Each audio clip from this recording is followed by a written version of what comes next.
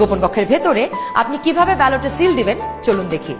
গণভোটের গোলাপি ব্যালটে হ্যাঁ এবং না দুটো ঘর থাকবে। সংস্কার বা পরিবর্তন চাইলে হ্যাঁতে সিল মারুন। গণভোটে আপনি হ্যাঁ দিলে সবগুলো সংস্কার পাবেন, আর না দিলে কোনো সংস্কারই পাবেন না। এরপর ব্যালটটি লম্বালম্বি ভাঁজ করুন যেন সিলের রং অন্য ঘরে না পড়ে। এরপর আড়াআড়ি ভাঁজ করুন।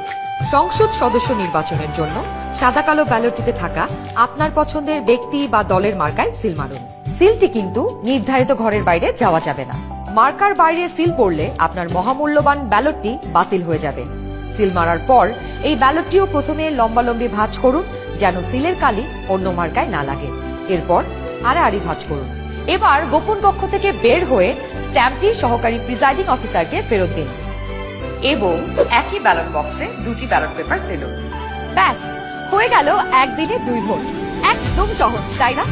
তাহলে নিশ্চিন্তে ভোটের দিন চলে আসুন আপনার ভোট কেন্দ্রে আর ভোট দিয়ে বুঝে নিন দেশের মালিকানা, দেশের চাবি আমাদের হাতে।